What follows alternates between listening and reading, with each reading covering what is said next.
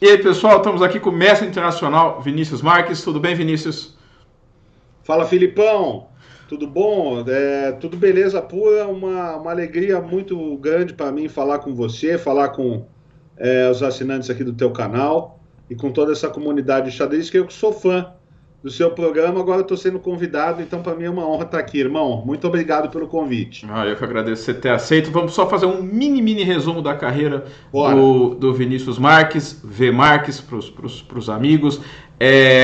Mestre internacional, assim, é de uma geração, a gente vai tocar esse ponto na entrevista, mas é de uma geração de ouro do xadrez nacional, foi campeão brasileiro juvenil nessa geração, teve terceiro lugar num Pan-Americano, tem algumas normas de mestre internacional, inclusive uma que a gente fez no mesmo torneio em Ilha Solteira. É um jogador que tem uma experiência grande em torneio, jogou por vários lugares do mundo, mundiais, e em algum momento, próximo do auge, ele resolveu migrar para o poker.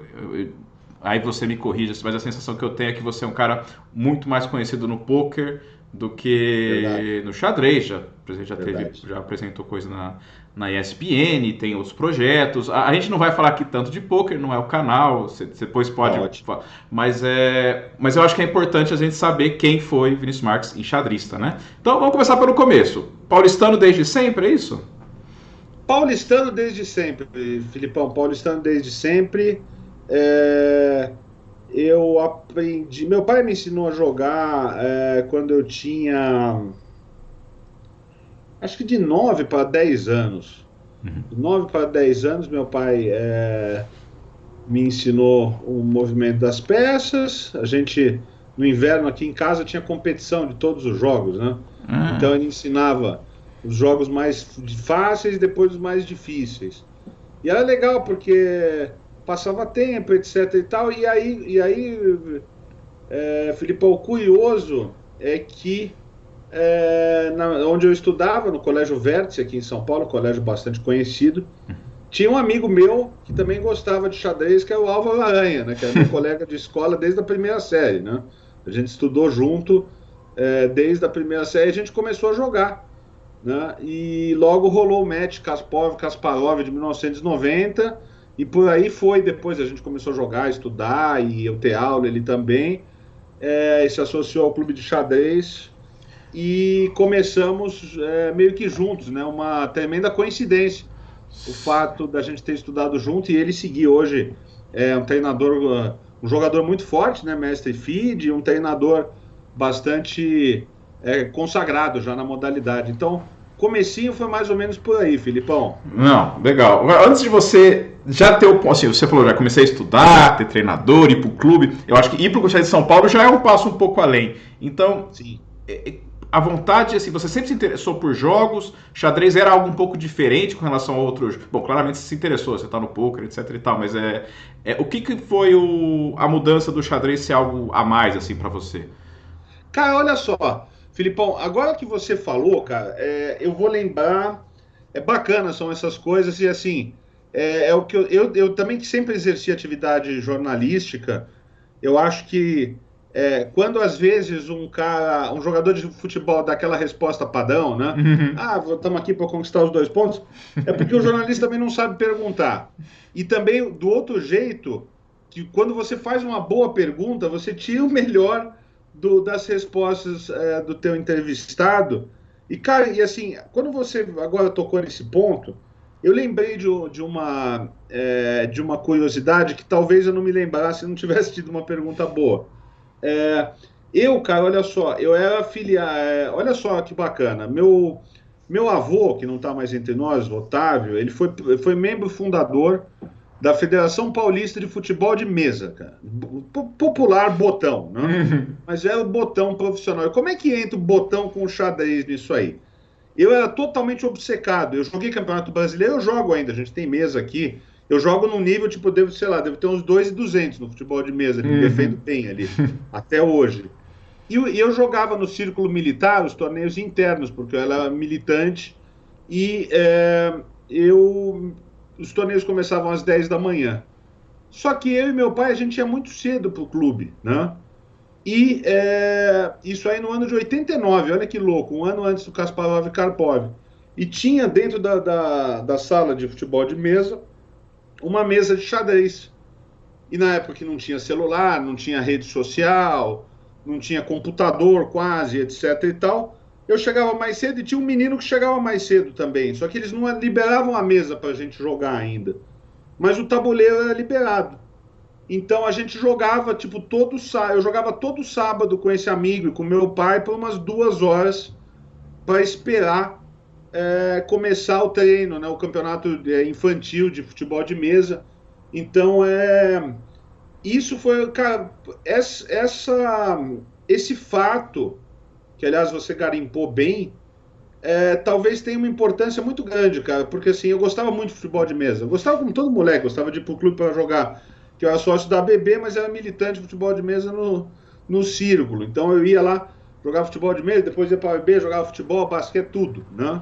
Mas eu era muito competitivo e os jogos, eles...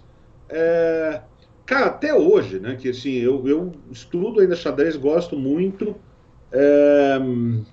não jogo 3-2 mais na internet, porque acho que no estágio que eu tenho de querer, pelo menos manter alguma coisa do nível e testar alguma coisa, eu prefiro jogar partidas de 10-0, alguma coisa que não seja blitz, mas eu jogo Mundial de Diplomacia, que é um jogo de estratégia também, que é um jogo de guerra, jogo um monte de coisa, sei jogar gamão, jogo no nível legal. Então, assim, cara, o jogo sempre foi muito presente na minha vida, cara. Isso é interessante, porque isso quer dizer que se lá tivesse um tabuleiro de dama ou um jogo de baralho, pode ser que você nunca se tornasse mestre no xadrez. Pode ser, cara. Essa é uma ideia muito bacana que você tocou, porque assim, e é muito bacana porque coincidiu, né? Meu pai viu que tinha mesa de xadrez lá e ele foi muito esperto, cara. Porque ele me ensinou a jogar antes de eu ver aquilo ali. Porque ele imaginou, ele falou, cara, ele vai chegar lá, não vai ter jogo e vai ficar fazendo o quê, né, cara? Aí, porra, o xadrez era bom demais, cara, porque passava rapidinho as 2 horas ali, né? Passava rapidinho. E eu comecei a gostar, eu era competitivo, eu queria ganhar do cara, né? Uhum. E exatamente, cara. Então, assim, o futebol de mesa, curiosamente, tem uma presença importante na minha trajetória no xadrez. Ah, mas aí então não foi tanto aleatório assim, foi uma espécie de arapuca do seu pai que você caiu feliz. Foi. Ele sempre foi um grande estrategista, porque meu pai foi membro, inclusive, meu pai e tanto minha mãe, eles tinham muito orgulho que eu jogasse xadrez. Meu pai foi membro da Federação Paulista como diretor de patrimônio, como vice-presidente do Zé Alberto, naqueles anos onde foram feitas muitas coisas pelo xadrez. E olha só como ele era liso. Quando eu comecei a ter aula, né, meu primeiro professor foi o Ángel Gutierrez, né, que é mestre FIDE, é um excelente primeiro professor. Ele também foi professor, ele é contemporâneo do Peliquian, né, porque ele tinha alguns alunos que eram em comum dele, do Peliquian, porque ele era professor no Paulistano. E quando eu comecei a fazer aula com o Ángel, ele me assinou a Inside Chess, que é aquela revista gringa, a revista americana de xadrez, que era muito boa, com o objetivo de eu aprender inglês e ter que estudar, né?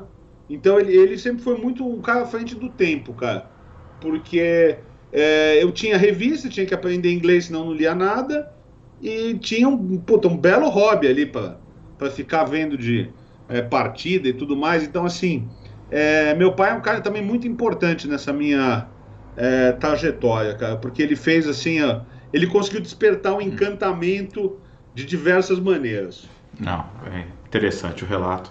E agora, daí, você já claramente começou a ganhar um interesse, era um menino competitivo. Exatamente, como é que foi assim, as primeiras aulas? Você começou a estudar, você lembra de algum livro nessa sua fase? Já começou a jogar torneios? Vamos lá. Cara, isso aí tudo, o futebol de mesa foi em 1989. Em 90, eu não tinha aula ainda, mas teve o match Kasparov-Karpov, que saía a coluna do Herbert Carvalho na Folha. Meu pai assinava a Folha de São Paulo. Saía do Herman no Estadão, mas o Herbert também publicava as coisas no jornal. E o Alvin, a gente jogava no mesmo time de futebol, né? Na época eu tinha shape para jogar bola, jogava bem, jogava no ataque, o Alvinho era goleiro. Não, o Alvinho jogava bem também. Agora, eu vou ter que confessar uma coisa, o Alvinho conseguiu ser expulso no primeiro campeonato estadual de escolas de futebol society, com 10 anos de idade. Ele foi expulso porque xingou o juiz. Será que o menino era explosivo ou não? Né? Será que o menino... E assim, ele era meu melhor amigo. Então, assim, eu protegia ele nas confusões, isso, aquilo. Eu sempre fui maior que ele e tal. E a gente, pô, era muito próximo. Então, a gente começava a jogar na escola. O colégio era muito puxado. A gente ficava de manhã e de tarde. Então, a gente levava o tabuleiro. Chegamos a ser suspenso por jogar xadrez numa sala de aula. Tivemos que... E o pai dele era professor da escola, foi um reduca. Mas... E a suspensão no vértice não era ficar em casa, cara. Era ficar o dia inteiro na biblioteca, cara. Enfim, né? Essa proximidade também ajudou. E assim, a gente queria ser um melhor que o outro, né? Uhum. E jogava, etc. E aí, em 91, a gente foi pela primeira vez no clube de xadrez. O pai dele levou a gente lá e a gente ficou sócio. Ainda sem estudar, sem nada, ia lá, pegava uns livros, via lá, mas queria jogar, né? Uhum. Queria jogar. E no final desse ano, começou a abrir aula. Cara, olha só que louco, cara. Final do ano, isso, em julho para agosto, abriu aula de xadrez na ABB, que é o clube que eu era sócio. E aí me inscrevi, né? Me inscrevi. E aí fui jogar o primeiro torneio em 92, cara, que é o extinto Aberto do Brasil de Bebedouro. Esse foi o primeiro torneio que eu joguei. Esse eu já ouvi falar. Esse daí, e aí o que acontece? E aí, assim, tinha os caras conhecidos da categoria, né? Eu dividi o quarto com o Giovanni, inclusive, porque o Giovanni era ele tinha minha idade, o Giovanni é 78 também. Só que era um mundo muito distinto, né? O Giovanni tinha, nesse ano, ele tinha 2,250 com, tipo, 13 anos. Que, assim, 2,250 lá atrás, acho que até era talvez mais difícil do que ter 2,250 hoje. Né? Era mais difícil, etc e tal. E, assim, ele fez, sei lá, tipo, 5 em 7 no torneio, e eu fiz, sei lá, 2,5 em 7, né? Tipo, mas foi legal, porque foi a primeira experiência. Aí depois eu joguei Campeonato Paulista, também fiquei, não fui muito bem, segui o ano. Aí o que acontece? Cara, em questão de livros, eu fiz o que acho que todo jogador fez, cara. Acho que da minha geração, até da sua, que é um pouquinho depois. Xadrez básico, quando eu estava começando, que acho que é o melhor livro que tem para começar. Estratégia Moderna do Ludwig Pachmann, os 2 volumes de tática do Pachmann, aqueles exercícios de combinação que fazia até cansar. E depois aí começamos a ver algum livro de partidas de campeões do mundo, etc e tal. Mas eu tive aula com o Angel, cara, até 94, isso, até 94. E aí, olha só que louco, eu ganhei o Campeonato Paulista Cadete de 93 e ganhei o de 94. Aí, assim, eu evolui muito de 92 para 93. Aí meu pai tem culpa nisso, porque ele comprava um monte de coisa para mim, né? Eu aprender inglês, etc e tal. E eu tive, assim, eu comecei relativamente tarde, né, para os padrões dos caras da minha categoria, Rodrigo Fernandes, Giovanni, Rafael. Mas eu meio que, tipo, entrei na linha meio rápido, né? E aí começou a ser legal, porque você acaba viajando para jogar Pan-Americano, Mundial. Em 95 aconteceu um feito bacana, porque eu classifiquei... eu fui vice-campeão brasileiro sub-18, né? Perdi para o Rodrigo Fernandes. Aliás, eu fui vice dele uns bons anos, viu? Que era meio normal, né? Eu meio que eu tentava ganhar, mas eu ia para ficar em segundo, porque o cara ele era muito melhor do que todo do field, né, que jogava ali. E em 95 eu joguei o Pan-Americano sub-18 já, e joguei o sub-20, porque eu classifiquei no Brasileiro Juvenil. Então, assim, a nossa geração, como você disse, era muito forte. Olha só que louco, em 95 a gente foi jogar o Pan-Americano sub-20 em Santiago, o Rafael com 15 anos e eu com 16. Eu fiz o meu rating feed lá, né? Quer dizer, eu já tinha rating feed, né? Eu melhorei um pouco de rating. E o Rafael foi campeão pan-americano. né? Então, foi campeão sub-20. E o legal é que a gente ficou muito próximo nesse torneio, porque era todo mundo mod 18, podia fazer um monte de coisa. E eu e o Rafa, não, a gente tinha que ficar no hotel, né?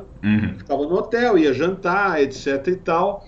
Mas é um grande amigo que eu levo para a vida também. Aliás, os três principais rivais de categoria, o Rafael, o Giovanni, o Rodrigo Fernandes, se tornaram grandes amigos. Sem falar nos outros, que são excelentes jogadores.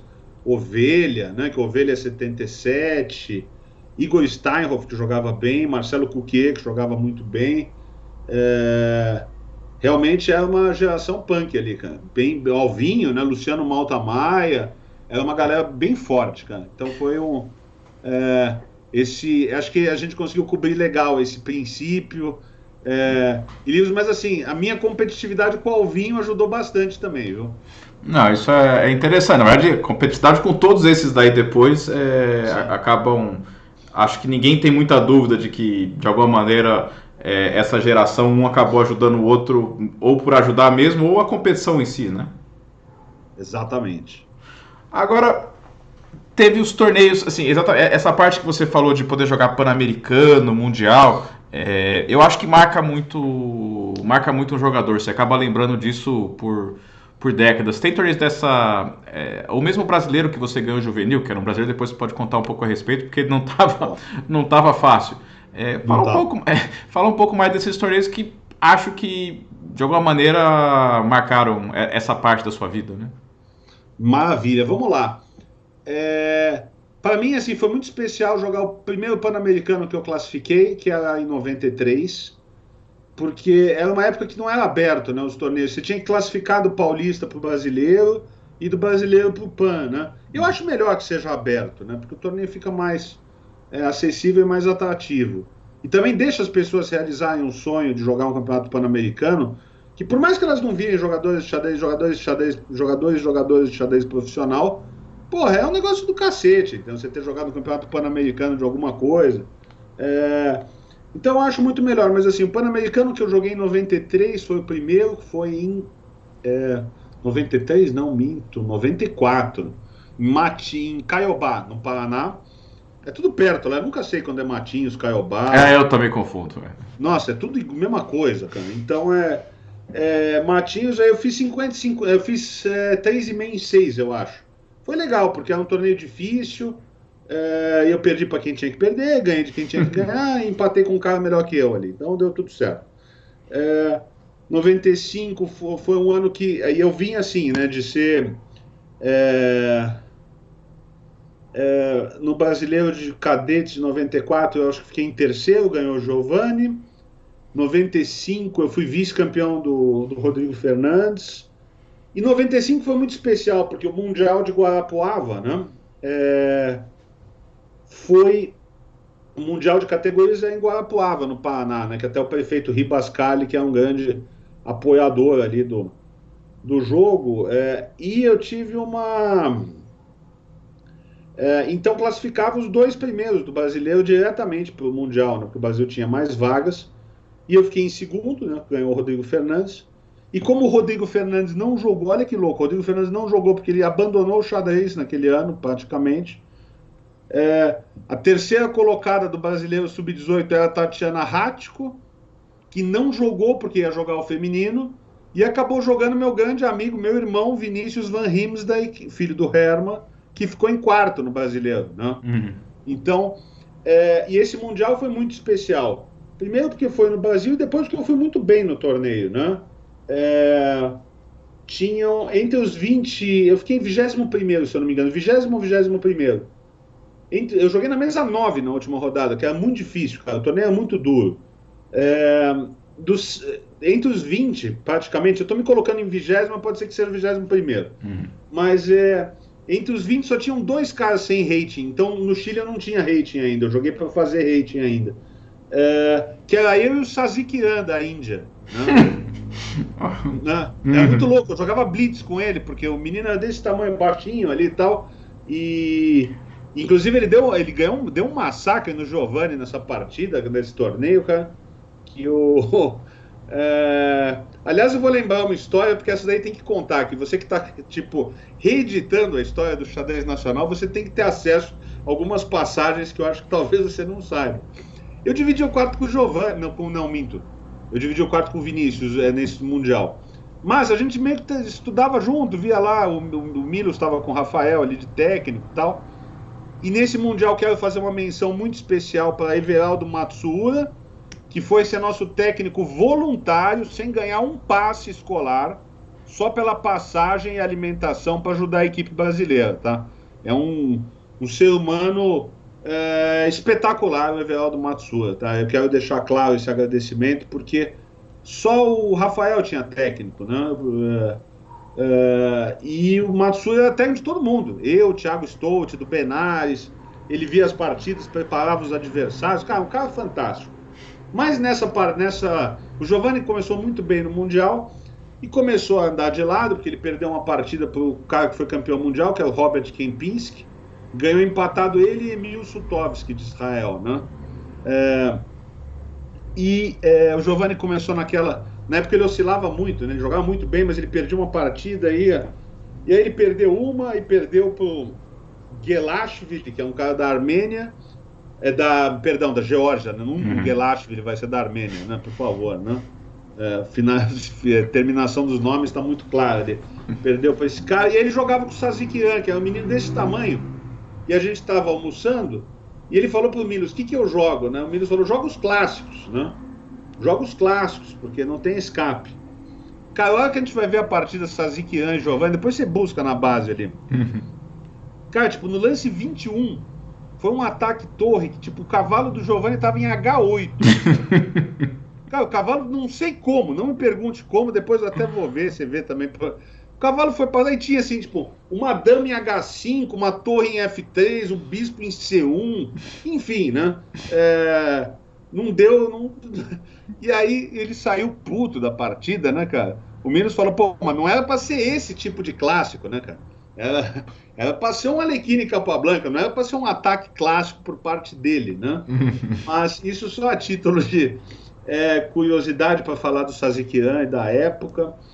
Cara, foi muito especial. Esse Mundial foi muito especial porque eu fui muito bem. E o ano de 96 também foi muito especial. Primeiro, porque o que acontece? No primeiro torneio importante do ano, porque os paulistas já não eram mais classificatórios para os brasileiros. Então, não que tenha perdido o encanto, às vezes o cara fala que perdeu o encanto porque ele perdeu o campeonato. Mas assim, eu perdi mesmo porque eu joguei mal o torneio mesmo. Mas no brasileiro de 96 eu fui bem, ganhou Giovanni, segundo Rafael, eu terceiro. Eu empatei com o Giovanni, mas perdi do Rafael. E 96, no Pan-Americano, eu fiz um puta torneio bom, né? Fui, acho que o único... Não, teve mais um invicto. Fiz um torneio muito bom. Olha o azar que eu dei na última rodada. Isso aí é uma coisa bacana que eu tenho para contar, para ficar registrado. E eu tinha diversas possibilidades de emparcelamento na última. O Rafael já era campeão com 6 em 6, e eu tinha 4,5, e tinha Fernando Peralta, Valenzuela, um monte de gente ali, cara. Tinha eu, Peralta e Valenzuela com 4,5, e o Peralta não tinha jogado com o Rafael, o Peralta tinha mais rating que eu, né? E na última rodada não tinha cor, e eu falei, pô, beleza, né? Eu jogo com joga Rafael e Peralta, o Rafael não vai perder, né? Na época ele era muito mais forte que os outros adversários. E se eu tablas com o Valenzuela, classifica nós dois para o Mundial, né? Porque classificava 3 para o Mundial. E aí, por um acaso do destino, eu vou ver o emparcelamento, eu e o Rafael na última, né? E não sei o que aconteceu, o que o computador fez, etc e tal. Eu sei que aí mudava de figura, né? Porque eu não dependia de... se eu empatasse, eu não classificava com certeza, né? Para o Mundial. Cara, e assim... E eu sabia, né? O Rafael tinha 6 em 6, etc e tal. Para tipo... empatar tá tudo certo, porque inclusive ele tava dando até uma força para mim, porque ele jogava, eu tinha, sei lá, quase 2.200, ele tinha 2.400, né? Mas eu não podia empatar a última partida se eu não dependesse de mim. Aí todos os meus amigos buzinando na minha orelha, né? Cara, aceita o empate, cara, pelo amor de Deus. Pô, você vai empatar, você vai depender de um resultado lá, mas, velho, o que você vai fazer? Você vai jogar pra ganhar do cara lá, velho? Eu falei, velho, eu prefiro morrer em combate, entendeu? Pô, se eu empatar e ficar fora do Mundial pelo desempate sem tentar, velho, eu não vou me sentir bem, cara, sinceramente. E aí, mas assim, todos falavam que me apoiavam, mas todos falavam que eu tava fazendo uma tremenda merda ali, né? E aí o que acontece? Eu fui preparar, né? Ele jogava Najdorf, né? Na época, joga até hoje. E eu tinha visto uma partida e eu achei que tinha um buraco no repertório dele, na Najdorf, com G3. Porque G3, na linha que jogam com E5, eu gostava de jogar com cavalo B3, que tinha visto no livro do Labirinto Siciliano do Polugaevski. É meio arriscado o preto jogar tipo um A6 e B5 rápido. Porque as brancas jogam A4, cavalo D5, toma, e às vezes jogam A5, aquele peão de B4 fica meio no limbo ali. Uhum. E aí eu falei, cara, eu vou preparar essa variante. E fui pro pau, né, velho? Contra tudo e contra todos, né? E ganhei a partida, né? E ganhei a partida foi uma Najdorf, que ele jogou B5, A4, B4, A5 e o peão de B4 caiu, né? O peão de B4 caiu e eu encaixei a preparação e classifiquei. Ganhou o Rafael com 6, Luiz Valenzuela 5,5 e eu 5,5.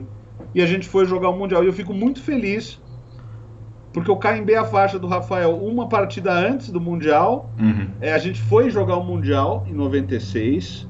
Me mataram no Mundial. Eu joguei algumas partidas boas, mas o Giovanni e o Rafael disputaram o torneio do começo ao fim.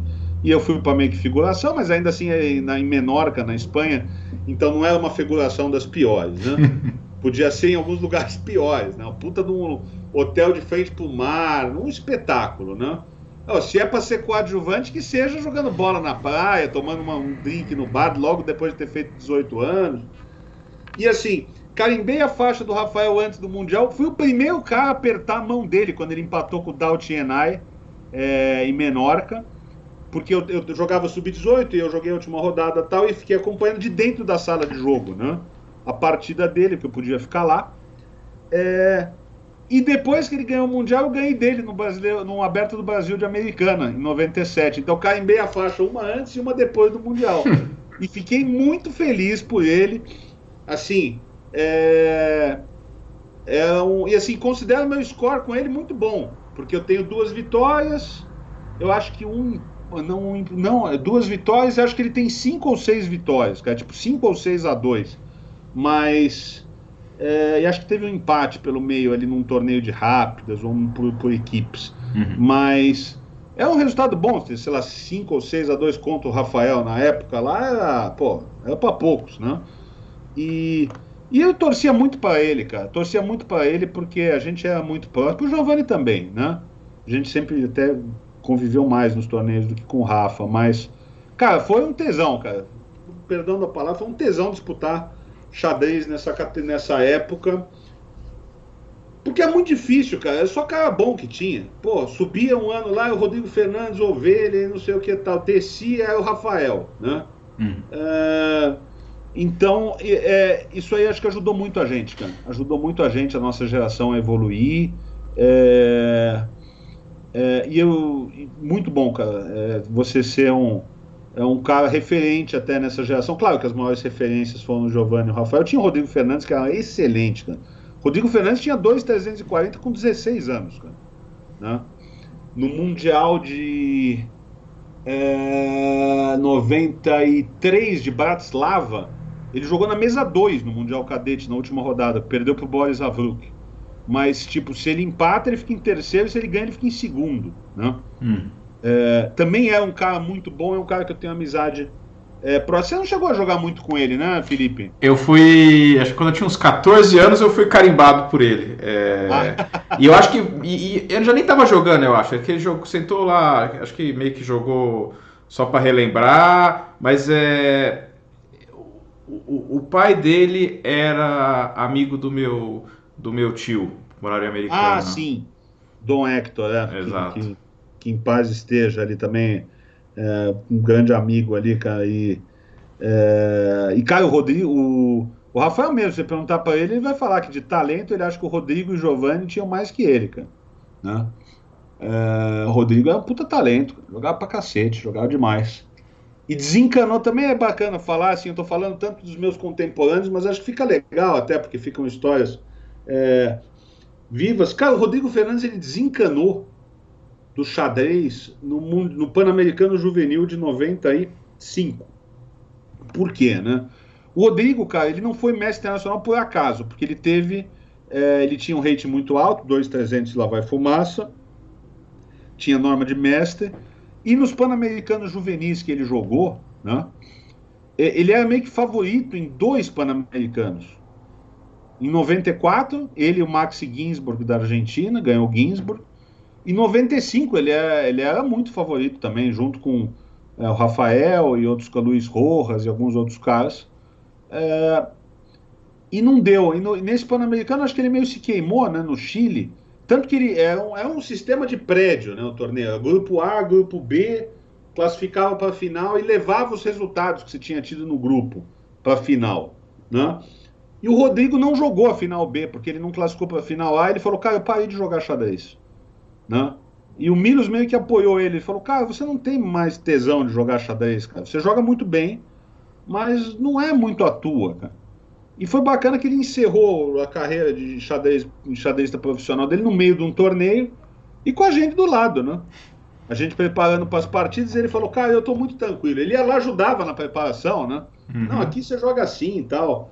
E na hora da partida ele ia lá torcer pra gente e ia sair com uma menina ou outra, que é um cara muito namorador, digamos assim, nessa época. Agora ele tá casado, bem casado, mas ele é um cara que fazia bastante sucesso com a mulherada, né? Então ele desencanou, tocou o xadrez pelas baladas ali no final da carreira dele.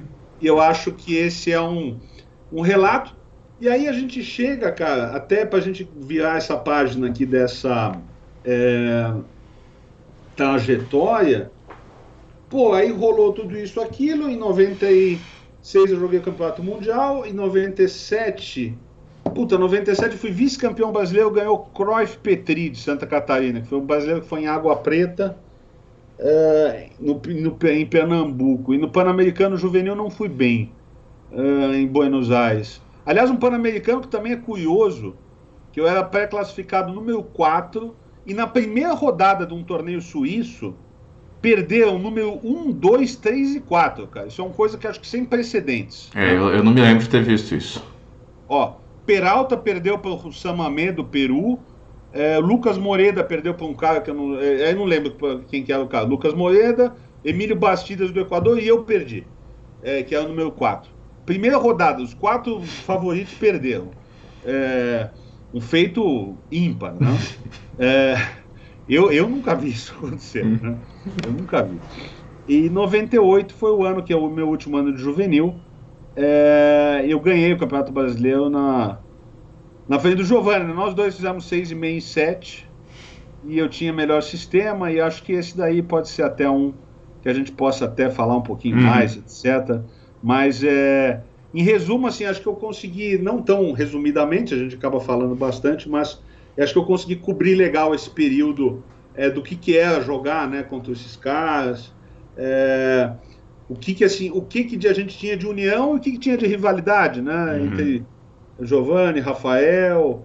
Giovani e Rafael, uma época, um morava no 6º andar e um no 5º, em Americano, né? Então, e eles estudavam muito pouco xadrez, era muito curioso, né? Eu estudava mais xadrez com o Rafael, né? Quando eu ia com o Milos para lá, o Rodrigo também estudava bastante. O Giovani é um cara mais precoce, ele já estava casado, ele já tinha filho. Então ele já estava numa outra pegada, né? Mas eu acho que eu consegui cobrir legal, cara. Depois a gente pode falar sobre o Brasileiro de 98, mas manda bala, Filipão. Não, sem dúvida. Acho que foi um resumo ótimo, né? Não, eu queria, antes, que eu acho que tem que falar também exatamente quando veio o título de MI, as normas, né?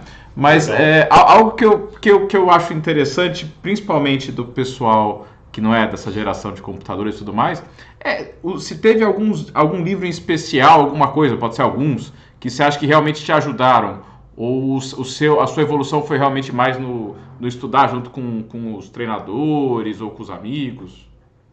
Cara, vamos lá. Durante todo esse, eu acho o seguinte, é, cara, eu te mostrei até alguns livros antes da gente Uhum. começar aqui. Cara, eu sempre fui um cara que eu sempre gostei de ler de todos os assuntos, né? Eu não leio tanto quanto meu irmão, né? Meu irmão é um cara que consegue ler tudo, é um cara que tem uma cultura geral fora do comum. Eu sou um bom leitor de todas as coisas. Pô, e que dirá de xadrez, né? É, cara, eu lembro de ter feito as diferenças que fizeram para mim. Provavelmente são livros parecidos com o que você vai citar. Cara, a série do Dvoretsky é muito boa, né? Aquele treinamento de elite, né? Ou aquele Secrets of Chess Training, Secrets of Chess Tactics, Positional Play, aquele Soviet Chess Conveyor do Shereshevsky, que era meio que um manual de abertura, mas que tratava abertura e transição para o meio jogo.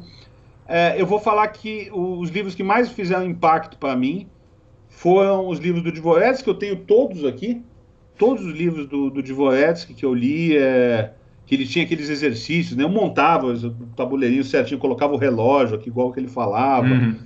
Eu fazia o negócio de abertura igual ele falava que os alunos tinham que fazer. É que a época pré-computador, né? Então era fichário em vez de ser caderno, né?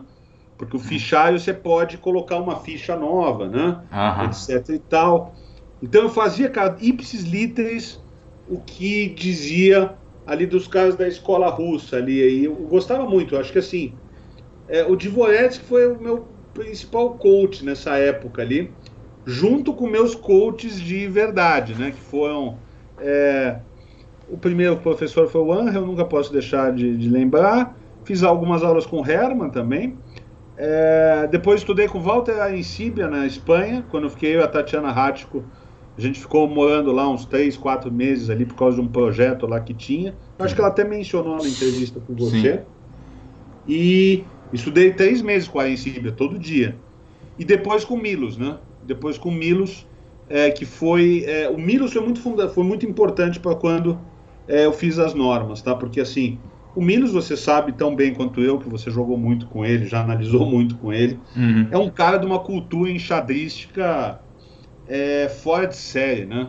Então, assim, a gente estudava basicamente... Eu já tinha um nível assim, que ele considerava um nível estrategicamente bom ali, o jogo posicional ajustado, assim, que ele falou que eu já tinha força de mestre naqueles quesitos ali, e que eu tinha que me dar um up no cálculo e na preparação de abertura que tinha que ser melhor do que eu tinha, né? E aí a gente fez um puta trabalho, cara, um puta trabalho, tipo assim, ele é um cara muito detalhista, a gente pegava as partidas principais, analisava e depois a gente jogava os matches de treinamento lá, tipo, tinha uma posição que eu atacava e ele defendia. Cara, só que a gente jogava tipo 15 blitz naquela parada lá, cara, né?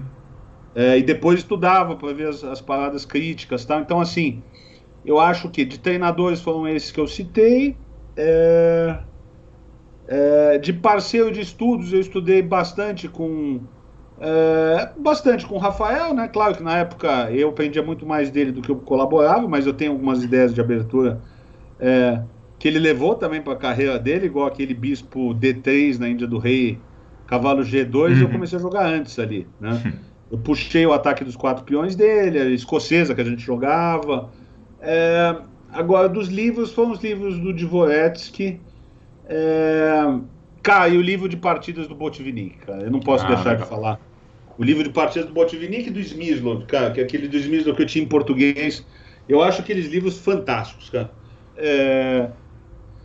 Eu acho que foram esses. Bom, e 60 Memoráveis Partidas do Fischer, né? Que acho que é um livro que a gente pode ler 10 vezes, que você vai aprender sempre, toda vez que você for ler. Eu acho que são esses, Filipão. Não, acho que já tá ótimo, já dá pra entender bem o porquê você chegou onde você chegou. Mas acho que ainda assim é legal falar dos torneios específicos, assim, do título, né? De MI, né? Onde vieram as normas, onde você acha que foi mais importante? Tá legal. Vamos lá, cara. Eu fiz a primeira norma, olha só que. Tô ao vivo. Não, deixa eu tirar aqui o alarme aqui. O alarme tava tocando, não sei porque que o alarme toca essa hora, mas tudo bem. Eu não tinha reunião ontem nesse horário. É verdade. É verdade. É o break de volta da reunião que eu puxei para dar um cochilo. E falei, cara, não posso perder o negócio, por isso que a gente adiou, né? Agora entendi. É, pô, legal. Das normas, cara, a primeira que eu fiz, olha só. Eu tenho um fato curioso que é legal que eu vou revelar aqui por primeira vez aqui na televisão brasileira. Eu dei um break do xadrez, cara, de 99, meio que de 99 a 2001. Se você buscar nas bases, você vai ver alguma partida ou outra, mas eu dei meio, coloquei em hold a minha carreira no xadrez, né, por alguns motivos. Primeiro, é que eu fiz um estágio de mercado financeiro, eu sempre gostei de jogo, e tinha um estágio remunerado para trabalhar de ações, de opções, de trader e etc e tal. E eu fui estagiário lá, cara, de repente eu tava ganhando tipo R$ 3.600 por mês, né? Isso há 20 anos atrás, é bom ficar 20 claro. anos atrás, né? Tipo, porra, 20 mais, velho, um pouquinho mais de 20, 23 anos. Cara, eu fiquei meio viciado naquilo ali, porque, pô, você podia ter uma grana, né? Podia ter um negócio e tal. E aí eu fiquei jogando com aquilo e também me dediquei muito à minha primeira namorada, né? A Beatriz, que a gente é amigo até hoje, né? Depois casei, tive filho, separei e tudo mais. Mas é aquela primeira namorada que você gostava muito, e, puta, e quando terminou foi o fim do mundo, né? A gente sempre, primeiro namoro, quando acaba, acha que vai acabar o mundo, que você vai morrer e tal. Depois você vê que você acha que você vai morrer mesmo, mas só naqueles dias, depois vai dar tudo certo. E olha só, e muito louco, né? No final do namoro, já estava indo pro vinagre, e ela trabalhava no setor hoteleiro. E ela tentou meio que marcar uma viagem para Buenos Aires, lá para a gente tentar salvar o relacionamento, etc. E tal, a gente foi. Onde que entra o xadrez nisso, nesse tempo que eu estava parado? Olha a loucura, cara. E assim, não acredito em coincidência, acredito em sintonia. Eu juro para você que a gente ficou num hotel Sheraton de Retiro, que é um puto hotel, né? Excelente hotel para ficar. E ela queria conhecer o shopping Abasto, cara, que é o shopping gigantesco que tem ali. E nós fomos conhecer o shopping Abasto. Eu conhecia bem Buenos Aires, eu tinha ficado um tempão lá, né? Em 97 e 98, isso aí era ano de 2001. Minto, 2001, isso mesmo. Cara, aí chega no Abasto, olha a loucura. Abasto, que é perto da Avenida Corrientes, chega no Abasto, tem um cartaz ali. Magistral Najdorf no piso superior. Assim, velho, assim. Tipo, eu não tinha feito conta para saber que era o negócio, eu nem estava muito por dentro, eu sabia que tinha os torneios ali e tal. Aí eu falei, Bia, você não vai acreditar, né? Eu falei, pô, tá tendo um torneio de xadrez aqui. Ela falou, por isso que você quis me trazer aqui, né? Por isso que você quis me trazer aqui, Buenos Aires, o torneio. Ah, entendi, cara. E assim, eu posso falar hoje que isso aí foi totalmente ao acaso. Agora, ela foi lá fazer, eu falei, não, vamos fazer um negócio, ó, vai fazer suas compras aqui, eu te acompanho, vou lá, tal. Quando você ficar over no tempo das compras, porque a mulherada fica over no tempo das compras, você fica aí escolhendo o que você quiser, e eu vou lá dar um pulo no xadrez. Ela falou, não, eu também quero ir. Não sei se tem mulher lá, isso, aquilo, etc. Pá, aquele jeito, né? É neurótica, né? Eu falo com carinho, porque é minha amiga até hoje. E aí, beleza, ela foi para lá, foi comigo. E o árbitro é o Leandro Plotins. Leandro Plotins é como se fosse meu irmão, cara, meu grande amigo, e etc. Ele falou, pô, ele me olhou de longe, pô, me deu um puta abraço. Ele falou, não, você vai sentar na primeira fila ali, cara. Porra, eu falei, puta, que show, né, cara? Que show. E aí jogando short, Radjabov, Mequinho, Korchnoi, Karpov. Porra, aí eu fui lá, né, cara? E aí ela ficou toda feliz ali, porque viu que o xadrez. O medo dela é que tivesse mulher no xadrez, né? Tivesse muita mulher, que tivesse, sei lá. Então, ela achou que era tipo. O UFC tinha umas ring girls ali. Ring girl, tipo, imaginava que era só putaria, entendeu? Ela não tinha essa consciência. E no meio do torneio, o Plotins que chegou e falou: pô, você não quer voltar a jogar, cara? Tem um torneio de norma aqui, cara. Consigo arrumar 2 pra você. Você joga um aqui no Torre Blanca. Falou: você tá bem lá no teu trabalho, tá ganhando dinheiro. Tinha uns dias de férias aqui, vem jogar. E depois vai ter um em Pinamar, na Argentina, no litoral, né? No começo do ano que vem. Falei, fechado, eu vou, cara. E aí eu voltei de jogar xadrez nesse ínterim, né? Nessa parada, e fiz a primeira norma num torneio de Pinamar, torneio de Ostende. Ostende e Pinamar também é igual Caiobá e Matinhos, é tudo a mesma coisa. E curioso desse hotel de Ostende, que é um hotel onde morou durante um ano o autor do livro mais vendido do planeta, né? O Pequeno Príncipe, o Antoine de Saint-Exupéry, morou um ano nesse hotel, né? Porque é um lugar bacana para escrever e etc e tal. É um lugar meio místico ali. E eu fiz a primeira norma totalmente inesperada. E é daí que eu acho que vem talvez o lance de uma partida que eu gosto muito, que é contra o Sérgio Giardelli. Ó, Né? então vamos fazer o parênteses assim. A gente faz um parênteses e depois volta para a história. Vinícius, Boa. qual foi o lance da sua vida? Vamos lá. Cara, acho que foi o sacrifício em G4 contra o Giardelli, cara. É um sacrifício que não tem ganho claro, mas é um sacrifício posicional de peça no Índia do Rei, que depois o ataque vai sozinho. Eu acho que desse daí, acho que esse lance contra o... e também contra o adversário bastante difícil, Claro. né? O Giardelli jogava muito bem. Eu acho que esse é um bispo por G4 contra o Giardelli, Filipão. Tá ótimo, faremos um vídeo tentando explicar. Boa. Bom, eu acho até legal porque você vai ser um cara que vai analisar bem aquela situação ali, porque assim, é um sacrifício típico, né? Aquela história, a vida é muito curta para não sacrificar um bispo por G4, F por G4, cavalo por G4. E os peãozinhos vão andando ali. Bispos e deu bom, né? E eu fiz a primeira norma nesse torneio. Eu comecei, eu ganhei a primeira do Giaccio, que tinha 2.500, ganhei do Giardelli na segunda, e de dois caras mais fracos. Eu fiz 4 em 4. Eu precisava fazer 2 em 5 nas últimas, e deu tudo certo. Fiz a norma ali, essa em 2001. Aí meio que me animou a voltar, né? Aí voltei, estudei, comecei a fazer as aulas com o Milos, etc e tal. E aí veio aquela série. Minha segunda norma foi aquele torneio que a gente ganhou junto, Ilha Solteira, que eu lembro até que a gente ficou em São José do Rio Preto tomando uma aquele zero grau, eu acho, que é uma tomando, comendo um negócio, etc. Depois você ia para a rodoviária, eu ia para São Paulo também. Foi uma lembrança muito boa. Você jogou muito bem aquele torneio também. Que a segunda norma foi naquele. A terceira foi num torneio muito difícil em Santos, também no Regina Helena, né? Que era... ganhei empatado com 7 em 11 com o Herman, e jogava o Dragan, jogava Coelho, Martim Crossa, Cubas. Era um torneio pegado ali, cara, um torneio difícil.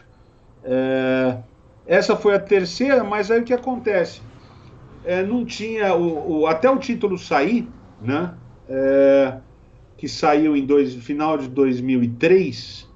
Eu fiz mais uma norma, tá? Eu fiz 4 normas, porque eu fui jogar aquele... aliás, foi o melhor torneio que eu joguei na minha vida, tá? Eu acho. Magistral da República Argentina, em 2003. Que, inclusive, a norma de mestre, eu acho que é um torneio bem difícil. É bem mais difícil do que eu estava acostumado a jogar, né? A norma de mestre, acho que era 5 e... Eu acho que era 5 em 11, cara, ou 5,5 pro torneio, a categoria bem mais alta. E eu fiz 6 em 11, né? Pra você ter ideia, esse torneio eles jogavam um programa demonstração, que é o Schroeder 7, que é o campeão do mundo na época. E eu empatei com o programa, eu, o Andrés Rodrigues e o Slipak. A gente empatou com o programa, e eu não perdi no torneio. Mas assim, eu ganhei do Cubas e do Alejo de Dovitz, que é um mestre argentino, e aí as outras todas foram empates.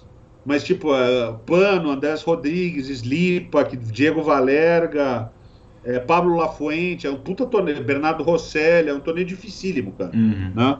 Então, aí eu fiz essa quarta norma, e aí a norma saiu, isso é no meio do ano, e aí o título saiu no final. Fiz o título junto com o Coelho, cara, com o Luiz Coelho. A gente saiu na mesma lista com o título. Então, pô, eu tô muito contente de lembrar essa trajetória, cara, muito contente mesmo. É uma trajetória e tanto, e se a gente pensar, a gente tá falando aqui, 2003, faz 18 anos, é tempo pra caramba. Tempo pra cacete, cara. E aí, em algum momento, teve uma transição pro poker. Então, assim, Por quê? Quando? Como? Cara, é uma coisa que eu me pergunto muito e assim, claro que eu fiz a decisão correta, cara. Pelo que eu tinha. É uma parada meio Darth Vader, entendeu? Olha só o paralelo, né? É Vamos uma ver. parada meio Darth Vader, que inclusive eu tenho um aqui, depois eu vou te mandar uma foto do Darth Vader gigante, porque assim, o Darth Vader, ele não é. Olha as loucuras de Star Wars num programa de entrevista de xadrez, mas você vai ver onde eu quero chegar. Darth Vader é um cara que ele é tido do mal pelas pessoas que não conhecem muito a história, mas ele é um cara que tomou todas as decisões que nós tomaríamos. Pô, a mulher tá grávida dos filhos e tá com uma doença incurável e ele vendeu a alma pro diabo para salvar a mulher e os filhos, vamos dizer assim, né? Cara, eu acho que eu faria a mesma coisa que o Darth Vader, entendeu? Ou outras pessoas, e depois salvou o filho, né, num duelo ali e tal. E aí o que acontece? Então, assim, eu não me recrimino das minhas escolhas. O mais curioso disso é que, assim, o último torneio ranqueado que eu joguei foi em 2005, cara. Eu tinha. Um pouco menos de 2.400, que eu passei os 2.400 do título, depois joguei uns torneios. Tinha uns 2.380, 2.370. E eu fui super bem na Copa Itaú aqui, eu fiz 6 em 9, eu ganhei inclusive do Felgar, que tinha 2.640, né? Foi o carro mais forte que eu ganhei, meu ranqueado mais alto. E até o próprio Felgar me questionou, né? No outro ano ele falou, cara, como é que você parou de jogar do nada aqui, cara?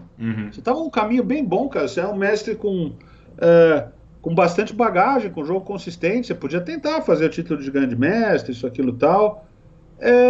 E assim, eu não coloco como um arrependimento de ter deixado nessa época, porque eu fui muito bem nas outras coisas que eu me propus a fazer, cara.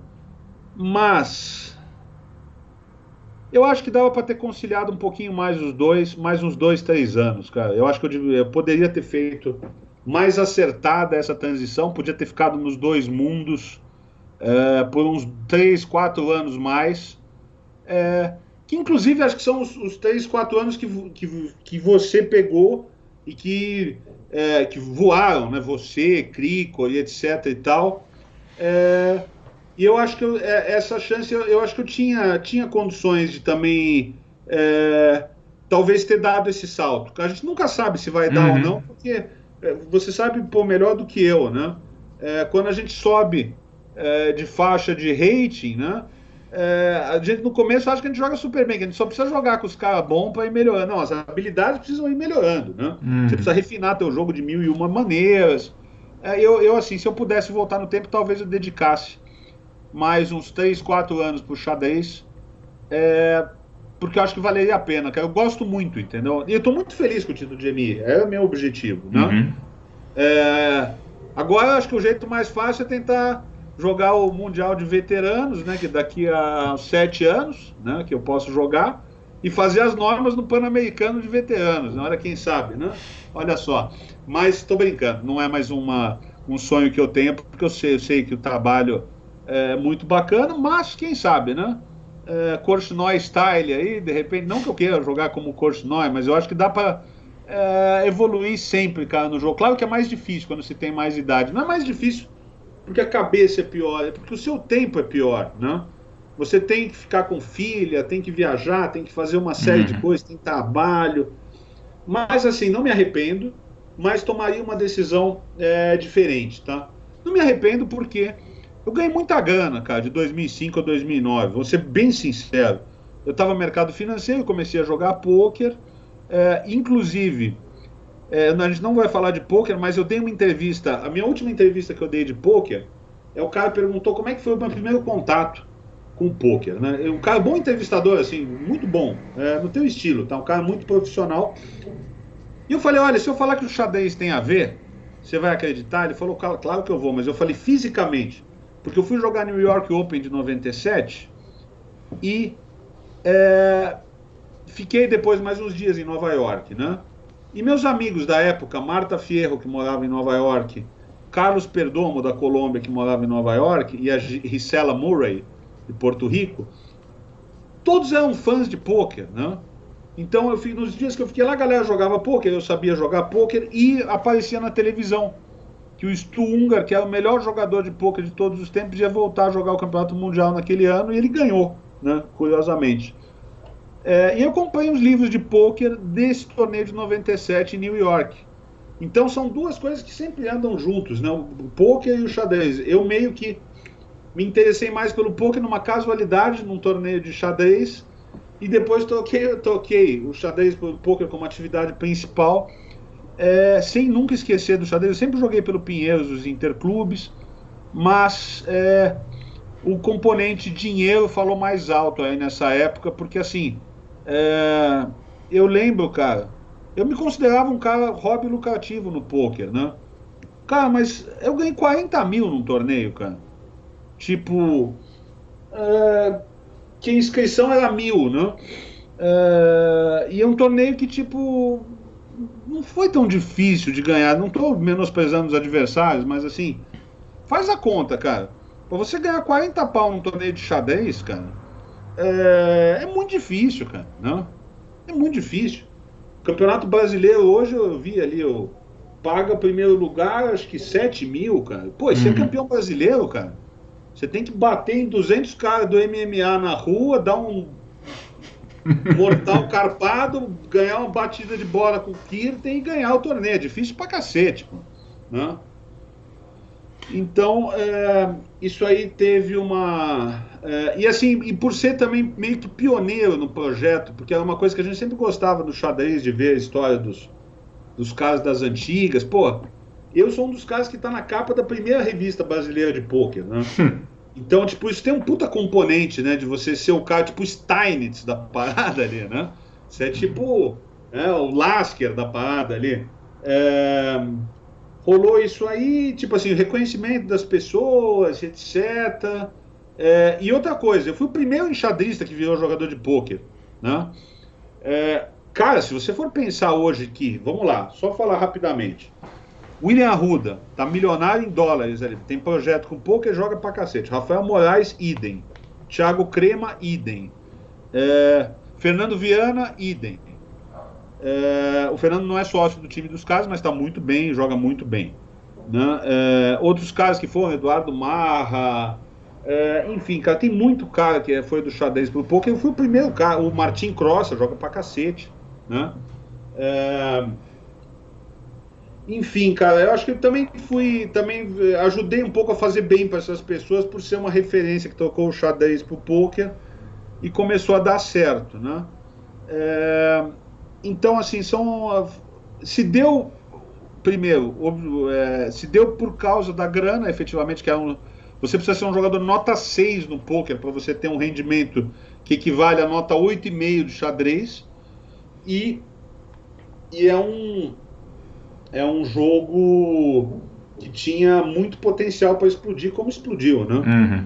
E aí eu fui comentarista da ESPN, fui apresentador da Fox Sports em 2013, e aí você começa a conhecer um outro mundo, né, cara? Só a última coisa que eu vou falar de pôquer, prometo, mas é uma coisa relevante, que é uma das coisas que, assim, eu vivi com um conflito muito tempo, de saber se eu tinha feito a coisa certa. Acho que é típico de enxadrista isso aí, né? Chegar e falar, cara, será que eu fiz certo ali? Será que eu não podia ganhar esses prêmios no pôquer e jogar xadrez ainda de vez em quando? Estudar? Mas aí o que acontece? Aí eu vou jogar um torneio lá, no Rio de Janeiro, para os líderes de 2010, 2011. Cara, e tá o Petkovic jogando o torneio, né? O Petkovic era fã de pôquer, o Petkovic chegou e falou, eu assisto o seu programa, hein? Eu vou dormir toda sexta-feira, 2 da manhã, porque eu assisto o seu programa na Fox. Aí eu falei, caraca, cara, que mundo é esse, né, cara? Tipo, eu ali, o cara do jogo aqui, e o Petkovic, que era o maior ídolo do Flamengo. E aconteceu a mesma coisa com Oscar Schmidt, com Xuxa, com a Malren, que é minha amiga até hoje, Dentinho do Corinthians, que eu dou coach para ele, dou aula, que é do Shakhtar agora. Então, assim, é um mundo que é difícil não te glamourizar, né? Porque você acaba convivendo em outros meios, os patrocínios são maiores, os valores de aula são maiores. Uhum. Então, assim, resumo, não foi uma decisão errada, mas se eu pudesse voltar no tempo, eu esticaria o xadrez uns 3, 4 anos mais. Não, tá bom. Muito bacana o relato. Você pode falar que não foi uma coincidência, foi uma sintonia botão pro xadrez, do xadrez pro poker. Acho que foi bem, essa ligação foi legal. Agora, bom, agradecer seu tempo, seu espaço. Eu sei que você é um cara que tem muitos projetos também aí no poker que você está lidando, mas deixar aberto aqui um espaço final, se você quiser deixar um recado, alguma coisa. Tá legal. Vamos lá. Cara, eu queria agradecer, cara, a participação aí no programa. Acho que consegui explicar bem o que era a minha geração, o que foram minhas conquistas. Outra coisa que eu gostaria de falar, cara, que é uma coisa que ele me agradece sempre. 2 caras me agradecem sempre. E eu fico muito feliz de ter colaborado positivamente na vida deles. São 2 grandes amigos. Um é o Alvinho, porque os primeiros alunos pro Alvinho, quem passou... eu dava aula para os filhos do Roberto Joquemura, que trabalhava junto com meu pai. Dava aula porque eles queriam aprender xadrez e o Roberto era muito amigo do meu pai. Eu comecei a dar aula para eles, mas eu já estava pegado em outras coisas, tal, trabalho. E eu passei pro Alvinho. Eu falei, Alvinho, ó, dá aula para esses meninos, cara. A grana é boa, é um negócio bacana que vai te dar uma estabilidade, etc e tal. Cara, e foram os primeiros alunos do Alvinho, cara, os filhos do Juquemura. Ele pegou isso aí, depois ficou com uma parceria há muito tempo com o Roberto, que é um cara com uma condição boa. Depois o Roberto contratou o Neues para dar aula, o Neues deu aula também junto com o Alvinho, arrumou uma condição muito boa para o Alvinho, e a carreira do Alvinho decolou. Ele sempre me agradece. Ele fala, cara, eu não sei se você não tivesse me passado aqueles alunos, se eu tinha me dedicado a ser treinador. E o outro cara é o Luiz Coelho. O Coelho, ele também saiu do xadrez pro pôquer, e ele é um caso curioso, que ele abandonou o pôquer ganhando uma nota preta, cara, por não aguentar mais o estresse e não ter um tesão de jogar. E voltou a dar aula de xadrez, olha só, né? E quando ele estava na melhor fase dele do pôquer, que ele não aguentava mais, mas o Coelho era meio fora do comum, ele jogava tipo 20 mesas simultâneas, né? É uma coisa meio bem foda, então, com perdão da palavra. E ele, numa conversa com ele, falou, cara, eu tô muito, muito estressado, cara, eu ganho dinheiro, mas eu não tenho vida, isso, aquilo, tal. Eu falei pra ele, Coelhinho, ó, você vai mais feliz no xadrez, velho? Ele falou, sou, cara. Eu falei, então larga essa parada e vai dar aula de xadrez, velho. Você guardou, fez um puta pé de meia aí, cara. Vai se divertir, vai isso, aquilo, tal. Cara, ele deu um mês, ele começou a dar aula no IC, não é no ICC, não sei, é chess.com, ICC é coisa de cringe, né? Cringe e castigo, né?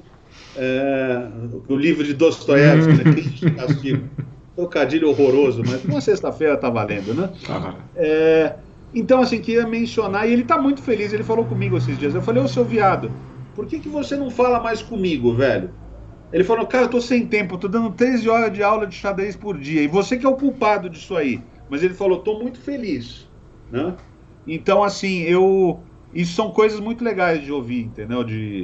Que você ajudou o cara a colocar num caminho X e Y. E, assim, para terminar, agradecer a todos os meus treinadores, agradecer você pelo programa fantástico, cara. Você conseguiu tirar algumas perguntas que nem eu, se eu fosse contar a história, eu ia falar do futebol de mesa, não ia falar. Se deu uma cutucada, eu fui buscar no HD aqui e achei. Muito legal o programa. Agradecer também aos meus técnicos, que não eram técnicos oficialmente, mas eram muito parceiros. Jefferson Peliquian sempre me deu um puta apoio, sempre que precisava de alguma coisa, dava um help. Matsura, respeito total. Ariel Sorin, da Argentina. Rodrigo Disconzi, que me ajudou muito também. E Fernando Peralta, que é com quem eu dividi apartamento na Espanha durante muito tempo e está aí nas cabeças. E agradecer a você, irmão, pelo convite aqui. Estou muito honrado com a participação. E agradeço muito, cara. Eu vou seguir aqui como telespectador e vou compartilhar para o maior número possível de pessoas essa entrevista sensacional, irmão. Obrigado. Obrigado, eu, Vinícius. Bom, é isso, pessoal. Espero que vocês tenham gostado tanto quanto eu. E até a próxima. Falou, tchau, tchau. Valeu, tchau, tchau.